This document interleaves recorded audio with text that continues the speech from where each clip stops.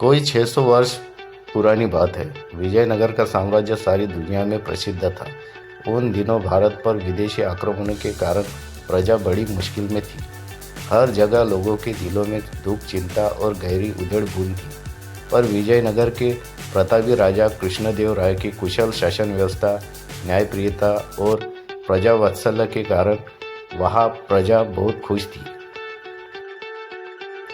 राजा कृष्णदेव राय ने प्रजा में मेहनत और सद्गुणों के साथ साथ अपनी संस्कृति के लिए स्वाभिमान का भाव पैदा कर दिया था। इसलिए विजयनगर की ओर देखने की हिम्मत किसी विदेशी आक्रांता की नहीं थी। विदेशी आक्रमणों की आंधी के आगे विजयनगर एक मजबूत चट्टान की तरह खड़ा था। साथ ही वहाँ के लोग साहित्य और कलाओं से प्रेम करने वाले तथा परिहास प्रिय थे। उन्हीं दिनों की बात है। विजयनगर के तेनाली गांव में एक बड़ा बुद्धिमान और प्रतिभा संपन्न किशोर था। उसका नाम था रामलिंगम। वह बहुत हंसोड़ और हाजिर जवाबी था। उसकी हास्यपूर्ण बातें और मजाक तेनाली गांव के लोगों को खूब आनंदित करते थे।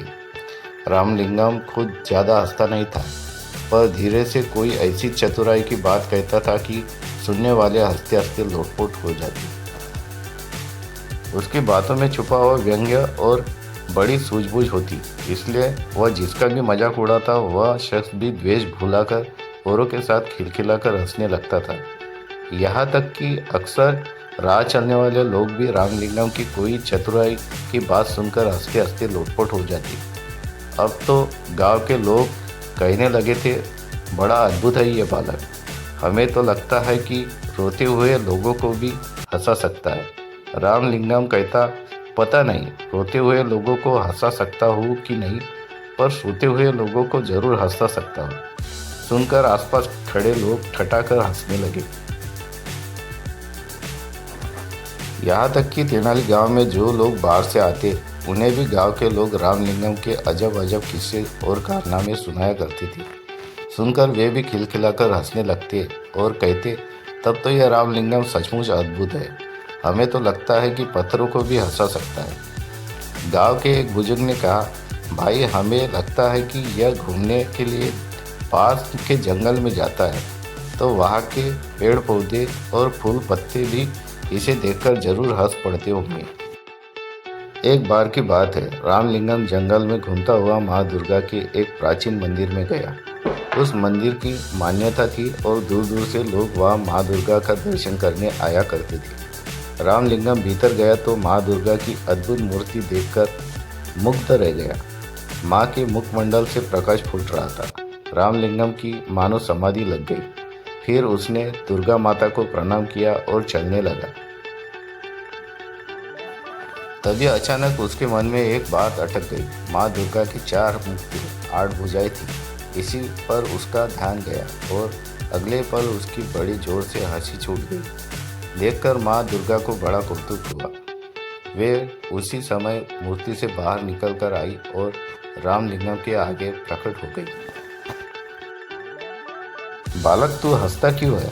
रामलिंगम माँ दुर्गा को साक्षात सामने देखकर एक पल के लिए तो सहम गया, पर फिर हंसते हुए बोला, क्षमा करे माँ, एक बात याद आ गई इसलिए हंस रहा हूँ। कौन सी बात? बता तो भला, माँ दुर्गा ने पूछा। इस पर रामलिंगम ने हंसते हंसते जवाब दिया, माँ मेरी तो सिर्फ एक ही नाक है, पर जब जुकाम हो जाता है तो मुझे बड़ी मुसीबत आती है। आपके तो 4 मुख है और भुजाएं तो 8 है, तो जब जुकाम हो जाता है तो आपको और भी ज़्यादा मुसीबत।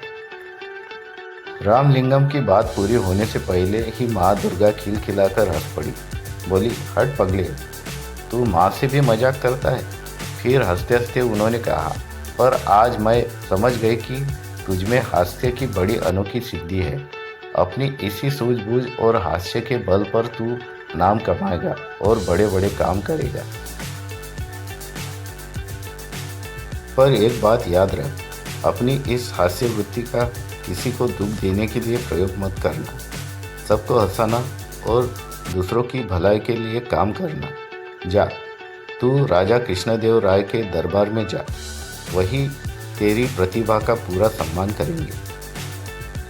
उस दिन रामलिंगम दुर्गा माँ के प्राचीन मंदिर से लौटा तो उसका मन बड़ा हल्का फुल्का था। लौटकर उसने माँ को ये अनोखा प्रसंग बताया।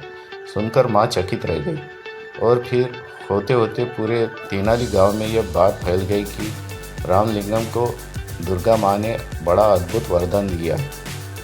यह बड़ा नाम कमाएगा और बड़े बड़े काम करेगा। उसके साथ ही साथ तेनाली गांव का नाम भी ऊंचा होगा।